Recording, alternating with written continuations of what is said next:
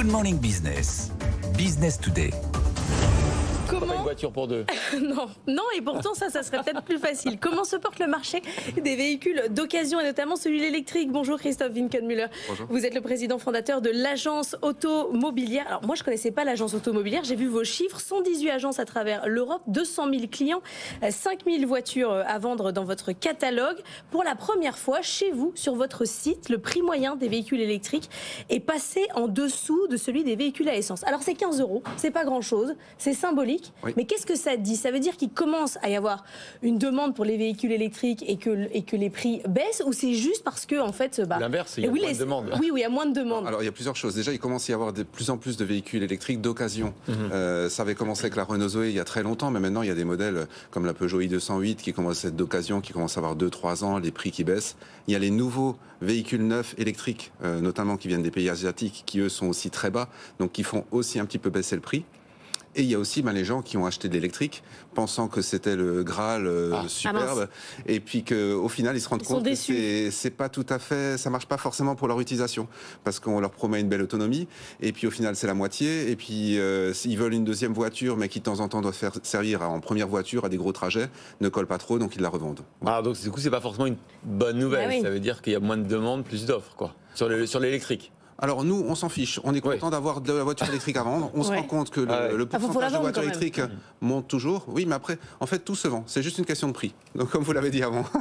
Alors, je redonne un chiffre quand même parce qu'il est impressionnant. En France, il se vend 3,3 voitures d'occasion pour une neuve. Oui. Ce qui veut bien dire que ce marché de la voiture d'occasion sur lequel vous êtes est énorme et que vous en êtes qu'au début, parce que leur donner des chiffres est certes flatteur, mais quand on voit le nombre de voitures d'occasion qui tournent chaque année, vous avez beaucoup de marge. Hein. Oui, tout à fait. On se rend compte que dans le temps, on avait peur de l'occasion, mais on a de moins en moins peur. Le parc automobile français d'occasion vieillit globalement, mais c'est pas grave. Une voiture bien entretenue tient longtemps. Mais je reviens au client quand même et sa voiture électrique. Vous nous dites parfois il est déçu sur le neuf. Donc est-ce qu'il y a une clientèle pour le véhicule électrique d'occasion, ou potentiellement il y a encore plus de risques sur la batterie, sur l'équipement? Alors il faut les rassurer, parce que des fois les clients ont peur de la batterie. Mais si on regarde les plus vieilles voitures électriques comme les Zoé qui ont 10 ans, globalement les batteries sont en très bon état, tiennent toujours, n'ont pas eu besoin d'être changées. Donc c'est toujours la crainte, mais est-ce que la batterie va tenir? Une Zoé d'il y a 10 ans, ça vaut le coup? Oui, la batterie tient toujours. Alors, le problème de la Zoé d'il y a 10 ans, c'est la location de la batterie. Les premières voitures électriques avaient une batterie qui était louée. Et ça, les gens, quand on leur dit qu'il va falloir payer un loyer tous les mois pour la batterie, ça les freine. Donc, ils vont préférer une ancienne Tesla, une ancienne BMW i3, des voitures électriques où la batterie n'était pas allouée. Mais sinon, elles tiennent très bien.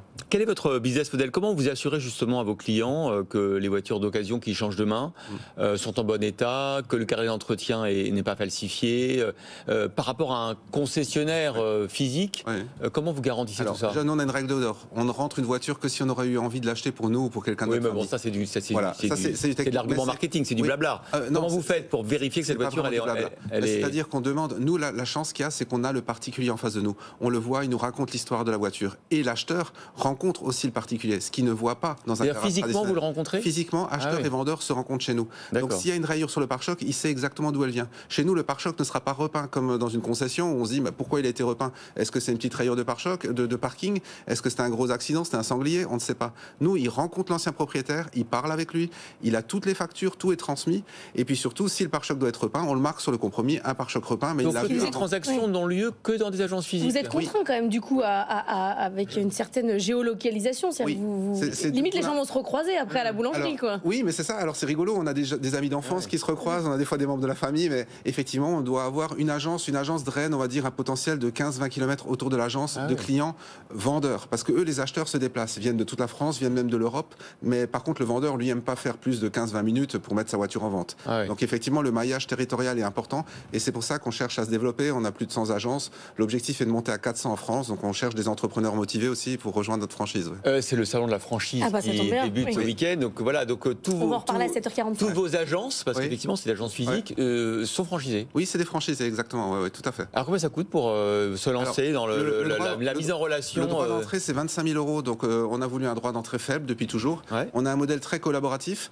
On a fait une introduction en bourse il y a 2 ans, mais pas dans le but de lever des fonds, mais vraiment de permettre à nos franchisés d'être aussi actionnaires du franchiseur. On est la seule franchise à faire ça.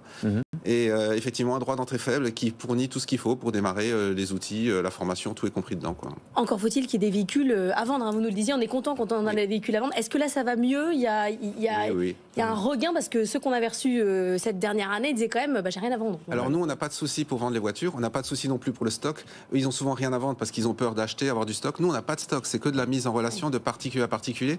Et il faut savoir que même dans des régions où on est très présent, où on a une grosse agence qui tourne, on représente 1% de part de marché des ventes de voitures d'occasion. Donc le marché est tellement grand, vous l'aviez dit avant, c'est 3,5 fois plus grand que les véhicules neufs, c'est colossal. Donc il y a vraiment du travail. Ça veut dire que ça fait, on en parle quasiment tous les mois, le marché français c'est quoi? C'est 2 millions d'immatriculations. Oui. Ça veut dire que c'est plus de 6 millions? Oui, quasiment entre 5,5 et 6 millions de véhicules d'occasion, c'est énorme. Bon, en tout cas, c'est intéressant. Puis vous avez évidemment la concurrence, pour le coup, des agences virtuelles, celles qui mettent en relation acheteurs et vendeurs sur Internet. Ouais. Mais pour une auto, c'est quand même mieux le physique. Hein. Bon. On se rend compte, c'est quand même. On croise à la boulangerie en plus, après, c'est sympa. Mais en fait, ils font connaissance. Enfin, s'il y a une panne, après, Les gens font connaissance. C'est mieux qu'ils soient à l'autre bout du pays. Alors attention, on a une garantie complète qu'on met dessus pour éviter les pannes. Vous inquiétez pas pour ça. Bon, merci beaucoup, Christophe Winkelmüller, président fondateur de l'agence automobilière.